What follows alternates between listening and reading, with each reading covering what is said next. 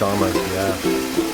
And they have like over 30 different songs that they sing. It's like amazing, yeah. And this one's just really an amazing bird. I've never met. I think though that it's in their nature. I was just at Wooten's